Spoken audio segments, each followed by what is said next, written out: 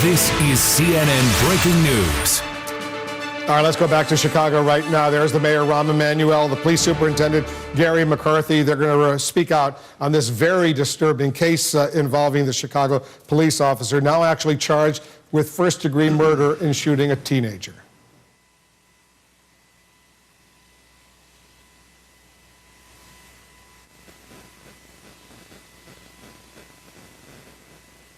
Okay, good evening, everybody. You would think the number of people up here at the podium that we were here tonight to discuss good news, because unfortunately that's the way it usually does. And in this case, we're here to talk about some bad news, but also some opportunity. As you all know, last year on October 20th, one of our police officers shot and killed a young man named Laquan McDonald. And since that time, the investigation into the circumstances of that event has been ongoing. The officer was stripped of his police powers immediately. As you all know, today he was charged with first-degree murder by the state's attorney, Anita Alvarez. And as a result, he's been put into what's known as a no-pay status. So he's no longer being paid by the Chicago Police Department. That is part of our contractual obligation with the Fraternal Order of Police here in Chicago, and that's the process that we've undergone. Every day in this city, you see thousands of officers performing admirably and making a difference every single day in the lives of individuals here in Chicago. The officer in this case took a young man's life, and he's going to have to account for his actions. And that's what today is all about. Today is about accountability. We're all accountable for our actions. Since I've come to this police department, you've heard me talk about accountability over and over and over again. And we all hold ourselves accountable. In this case, we have a tragic ending to, unfortunately, a tragic life of a young man who was betrayed on a number of different levels. And typically these cases end up in the police department's hands, and in this case it ended up in his death. We are not the least bit pleased about this, and at the end of the day, you got to respect the men and women who are out there doing this job every single day without incident, and when there are incidents, they're usually positive. As you know, last week we were ordered to turn over the dash cam video of the events surrounding this particular endeavor, and we're prepared to do that. What I expect is the same thing that we talk about frequently, which is the fact that people have a right to be angry, people have a right to protest, people have a right to free speech, but they do not have a right to commit criminal acts. And at the end of the day, the Chicago Police Department is trained for, and we're one of the world leaders in mass demonstrations. We're prepared to facilitate people's First Amendment right to free speech, but we will be intolerant of criminal behavior here in the city of Chicago. And quite frankly, as I talked this morning about the capabilities of our men and women in this department, I stand here again tonight to reiterate that our officers will be professional in their conduct, and we expect that we're going to have community support to facilitate whatever protests come our way. And I'm really confident in the community as far as being behind us. Unfortunately, we have some work to do to obtain the trust, as many police departments in this country are struggling in the same vein. So we're here tonight to release that video, and obviously we're going to talk a little bit, and then we'll take your questions. But for now, I'm going to turn it over to Mayor Rahm Emanuel. Thank you, Superintendent. First and foremost, I also want to thank both the religious leaders, community leaders, as well as the other elected officials that are here today for the city of Chicago. Like all public servants that are here, including officers, we hold our police officers to a high standard. And obviously, in this case, Jason Van Dyke violated both the standards of professionalism that comes with being a police officer, but also basic moral standards that bind our community together. Jason Van Dyke will be judged in the court of law. That's exactly how it should be. As of today, he's no longer being paid by the city of Chicago, as the superintendent just noted, and he was stripped of his police powers 10 months ago. Obviously, anyone that sees this video will also make their own judgments of Jason Van Dyke and his actions. The incident, the actions, and the video will be debated and discussed in the days ahead. Appropriate. But we as a city of Chicago, all of us also have to make an important judgment about ourselves and our city as we go forward. Will we, in my view, rise to this moment that this incident demands of all of us in this city? And my view is this episode can be a moment of understanding and learning. Will we use it? And the question before all of us, will we use this episode in this moment to build bridges that bring us together as a city, or we allow it to become a way that erects barriers that tear us apart as a city? We need, as a city, to get to a point where young men in our community and in parts of our city see an officer and don't just see an officer with a uniform and a badge, but they see him as a partner in helping them reach their full potential. And they see in that officer a mentor, a Little League coach, a leader in the church and in their community, which they are.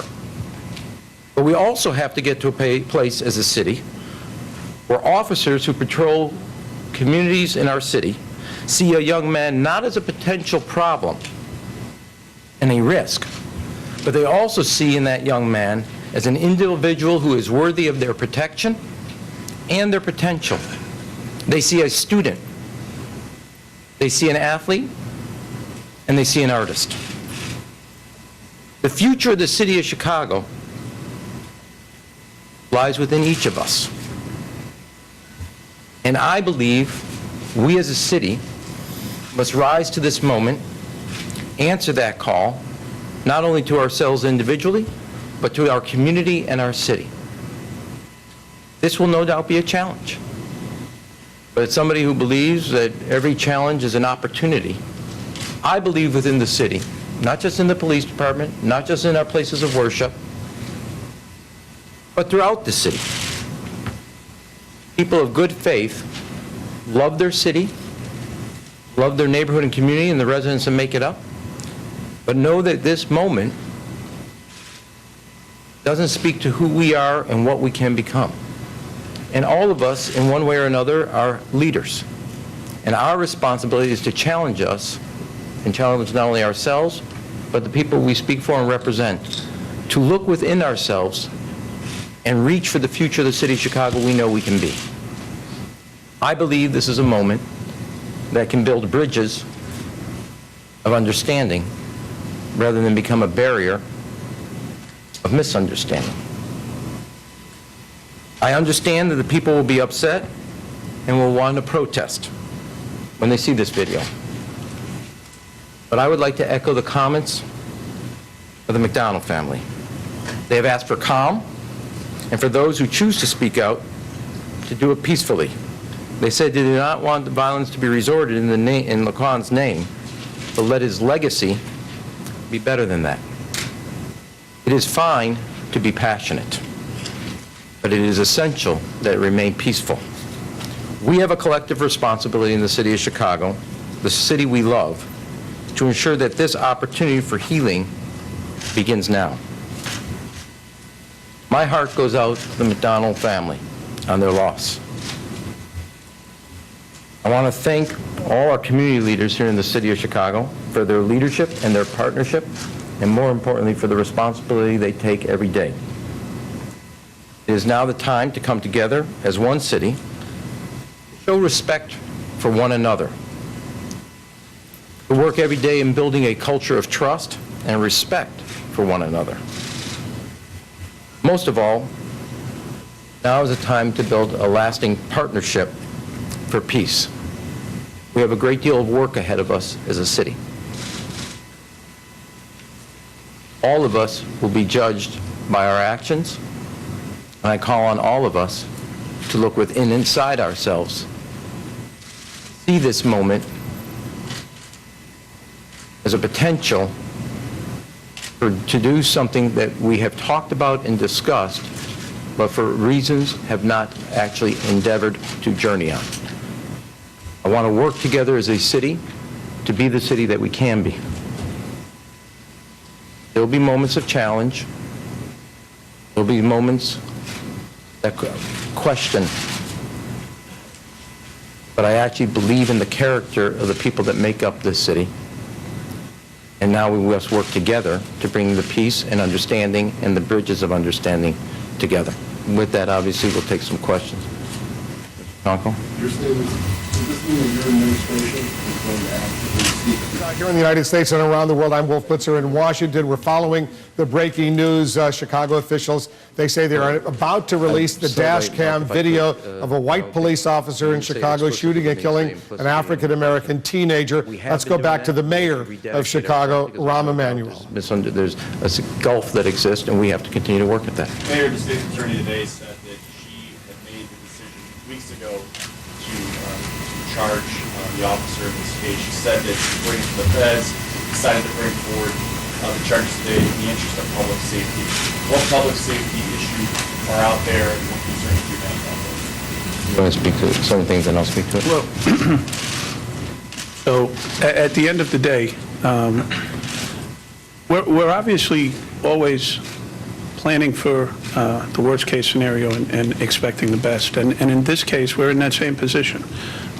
This is an incident that happened in October of 2014.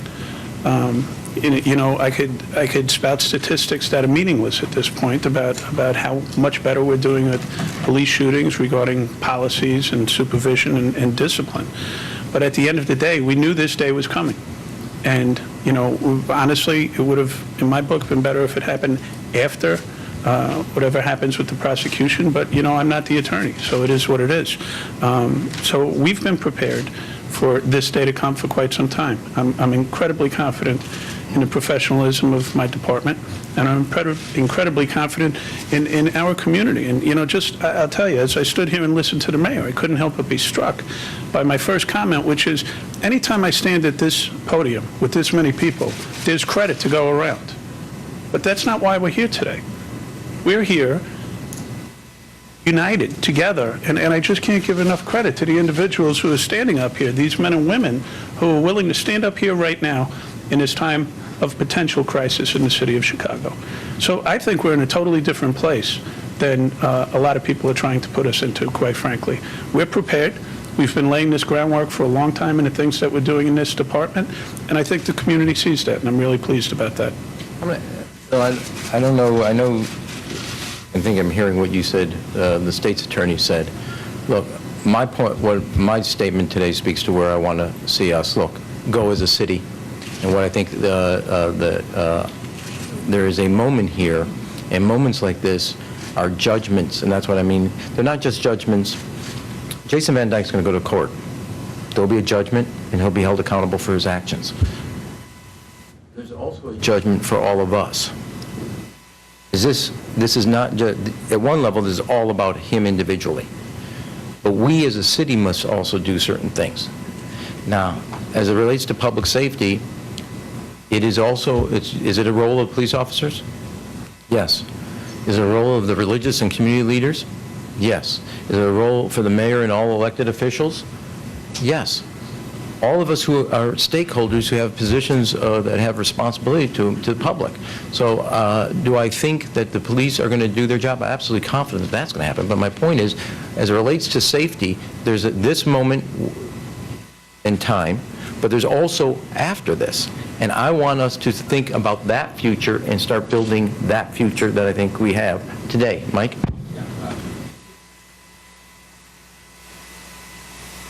Today about the allegations that there may have been some officers involved in that Burger King, involved in racing, eating some video. Can you address that for us, please? Yeah, it's absolutely not true, and I think the state's attorney addressed that today.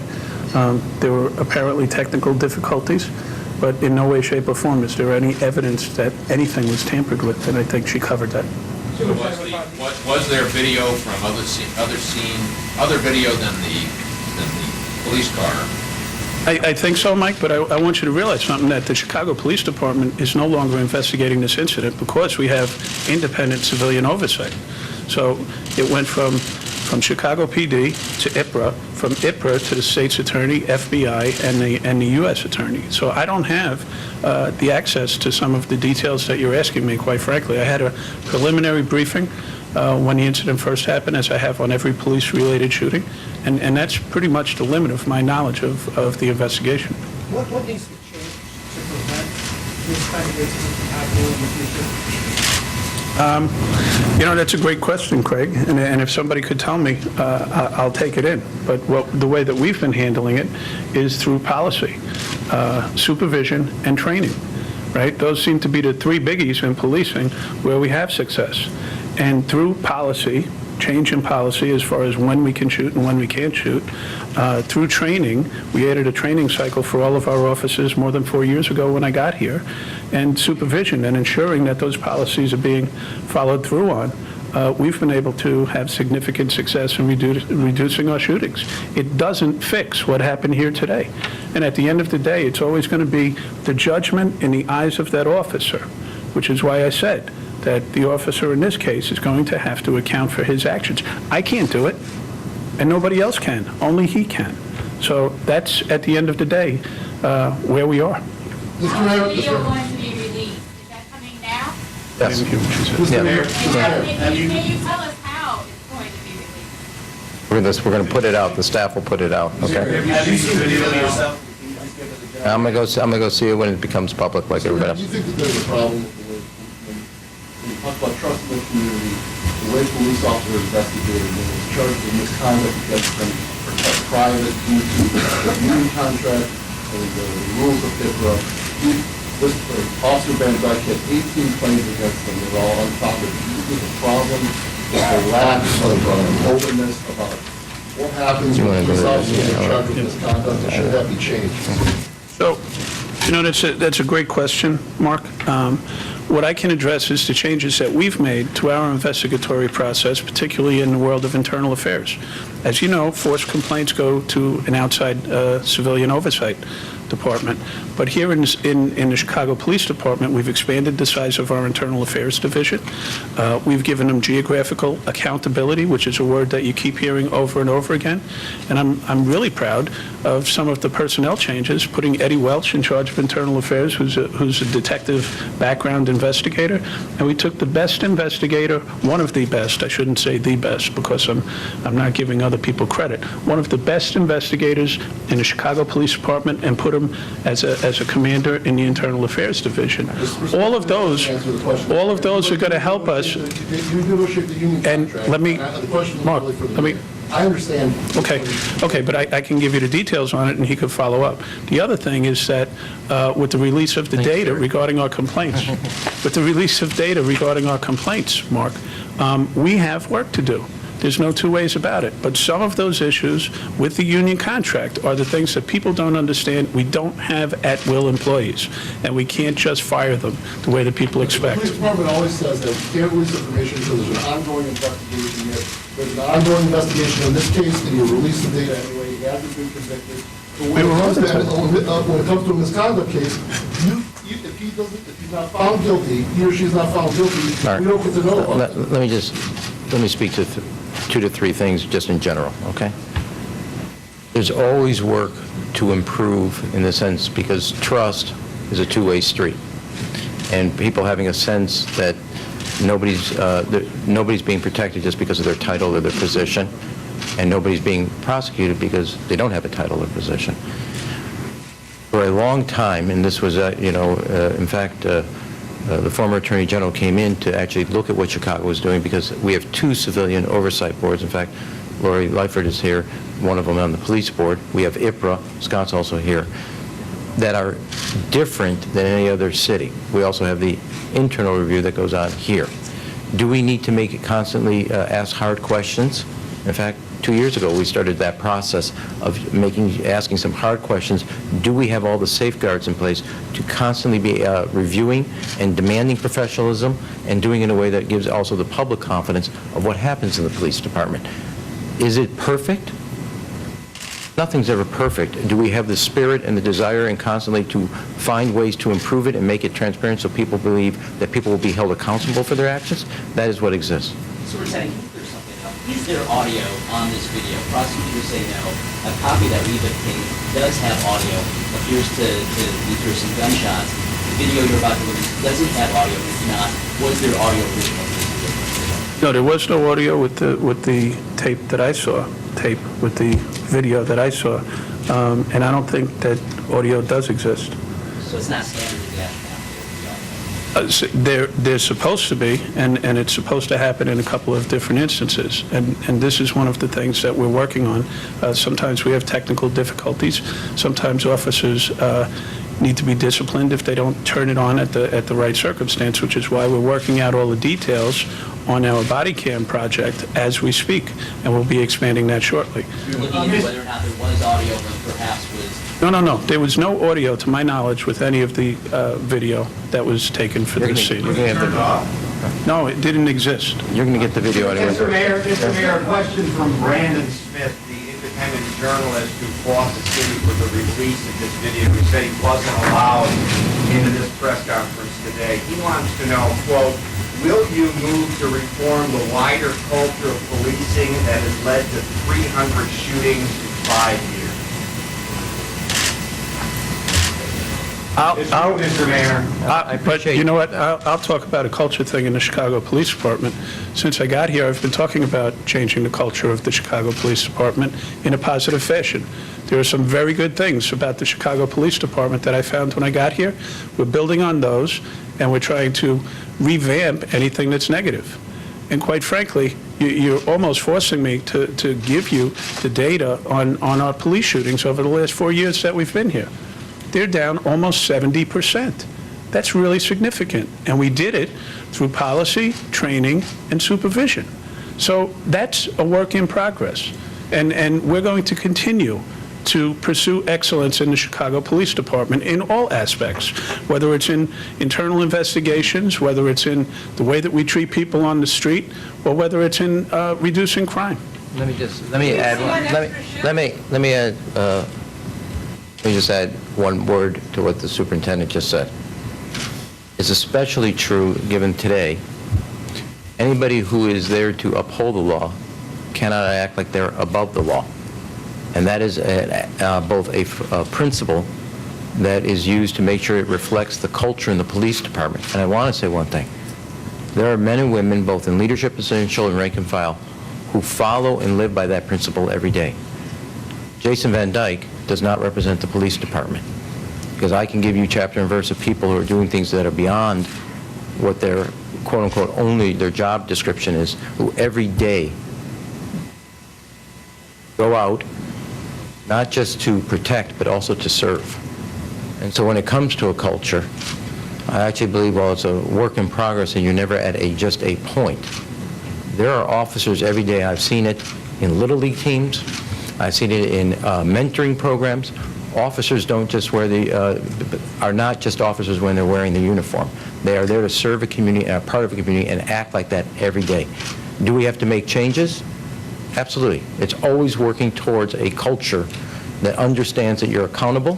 It's an honor to serve the public, and because you serve the public, you're not above the law, but you actually are there, and you will be held accountable like everybody else, and accountable not just like everybody else, but to a higher standard. Would the mayor see the video, but you then put it as calling it hideous? Yeah, I just, like others who saw it described to them, they have a reaction, and I was reacting to what I saw as described, and that's why I've said there's a moral judgment associated with this. Mayor, you, some of the community activists you met with yesterday after the meeting, they came out and said one of the main things they want is changes at the top of the police department. Well, I think that what the most important thing is they talked about is also stakeholders. And I think that what I would say is, and I addressed that in the meeting, and I addressed a series of questions, Mr. Van Dyke does not speak to the police department. We have a leadership that is doing a hard job every day, and a lot of people throughout the department doing it very well. And the judgment will be about Mr. Van Dyke's action. But I appreciate what they have asked. They made their point, and I also expressed my view on that. Hold on, Bill. I want to give people all a chance. Okay, go ahead.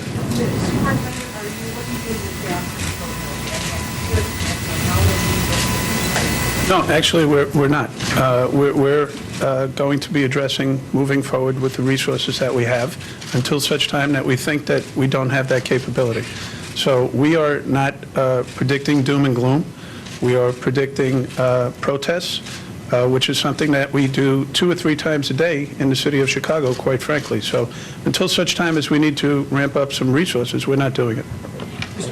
Did the system fail at Don McDonald by not taking previous action against Officer Van Dyke?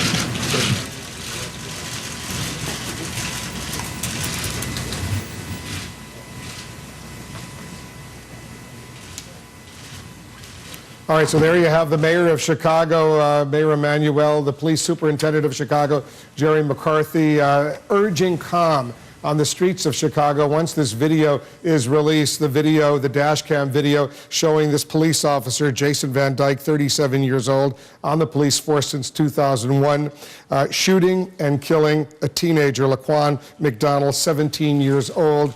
A very graphic video, we're told, once this video is released. Clearly, officials in Chicago, the mayor, the police chief, they're really concerned that there could be some violence on the streets of Chicago. They were urging calm, as you heard throughout all of the things that they said. The Cook County State's Attorney, Anita Alvarez, in charging Jason Van Dyke, the police officer, with first-degree murder today. She said this. She said, "It is my determination that this defendant's actions of shooting Laquan McDonald when he did not pose an immediate threat of great bodily harm or death, and his subsequent actions of shooting Laquan McDonald while he lay on the ground after previously being struck by gunfire were not justified, and they were not a proper use of deadly force by this police officer." And they're about to release the video. We're standing by for that. We're told by the attorney representing the police officer Van Dyke, the video, the attorney says, is graphic, disturbing, and difficult